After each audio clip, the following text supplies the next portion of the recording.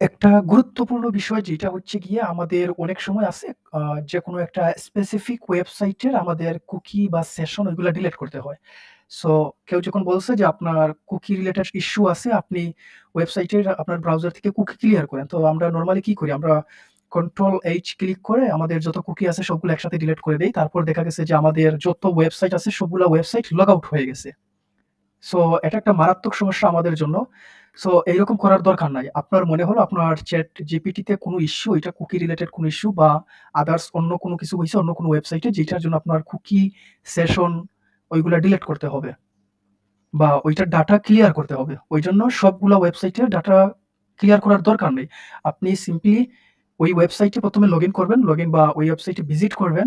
Visit করার পর আপনি ধরেন আমরা যেহেতু ChatGPT এর কুকি ডিলিট করে দেখাবো বা ওই ওয়েবসাইটে যত ডাটা আছে আমরা সবগুলা ডিলিট করব। মানে ওইটা লগ আউট করে দেব এক কথায়। সো ChatGPT তে ভিজিট করলাম। ভিজিট করার পর আপনারা ওইখানে দেখতে পারবেন একটা সেটিং এর মতো একটা আইকন আছে যেটা প্রত্যেক ব্রাউজার থেকেই দেওয়া থাকবে।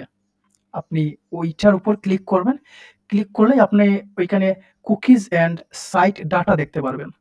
অথবা আপনি চাইলে সেটিং থেকে ওইটা ডিলিট করতে পারেন। আপনি চাইলে ওইখানে ক্লিক করে manage on device site data আপনি দেখতে পারবেন ওই ChatGPT.com এর যে কুকিজটা আছে ওইটা এখানে লোড করে নিছে। আপনি ওইখানে ক্লিক করলে ওইটা ডিলিট হয়ে যাবে। তারপর ডান এবং রিলোড যখন ক্লিক করলেন তখন নতুন ওইটা ফ্রেশ হয়ে চলে আসলো।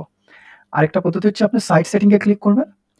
ওইখানে যে ChatGPT এর কুকি আছে আপনাকে দেখাচ্ছে কোন কুকির কারণে তার কত মেমোরি ওইখানে লোড করছে।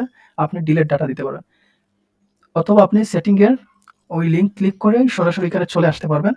এসে আপনি ওইখানে যে ওয়েবসাইটের আপনি ডিলিট করতে চান সেইটা ওইখানে টাইপিং করবেন। ChatGPT হলে আপনি ChatGPT এরকম টাইপ করে ডিলিট করবেন। মূলত যেহেতু আমি ChatGPT দেখাচ্ছি ওইখানে ChatGPT শুধু তার ChatGPT এর কুকি লোড করে না। তার যে প্যারেন্ট সাইট ওইটা হচ্ছে OpenAI, সে কিন্তু ওইটারও কুকি লোড করে। সো ওইটাও ডিলিট করে দিতে হবে। ওইখানে ক্লিক করলে আপনি দেখতে পারবেন সে যে অথেন্টিকেশন করছিল ওইটা কিন্তু OpenAI থেকে করে থাকে। সো ওইগুলো ডিলিট করে দিতে হবে। ওইখান থেকেই করতে পারেন অথবা ডিসপ্লে ডিলিট ডাটা যেইটা আছে ওইটা থেকেই করে দিতে পারেন। তারা ওইখানে বলেই দিছে যে সবগুলা ডিসপ্লে যতটা সাইট আছে ওইখানে ওই ডিসপ্লেতে আসবে সবগুলা ডিলিট করে দিবে, মানে সাইন আউট হয়ে যাবে সবগুলাই। অর্থাৎ ওইখানে আপনি নাম সার্চ করার পর বা একসাথে চাইলে সবগুলাই ডিলিট করতে পারবেন। সো ওইরকম ডিলিট করতে পারবেন। আর ওয়েল সাইটে আসার পর আপনি যদি ওইরকম ডিলিট অল ডাটা দেন ওইখানে যত সাইট আছে সবগুলো ডিলিট হয়ে যাবে। সো বেটার হচ্ছে গিয়ে যেইটা ডিলিট করবেন আপনি ওইটারই ওইখানে সার্চ করবেন। ওইখানে এসে স্পেসিফিক কোনো হিডেন কোনো কিছু থাকলে ওইটা ডিলিট করবেন যেটা OpenAI ডিলিট করছি। আর না হয়তো নরমালি আমরা যেভাবে ওইখানে cookie and site data manage করে ওইখানে ডিলিট করে দিলেই হয়ে যাবে।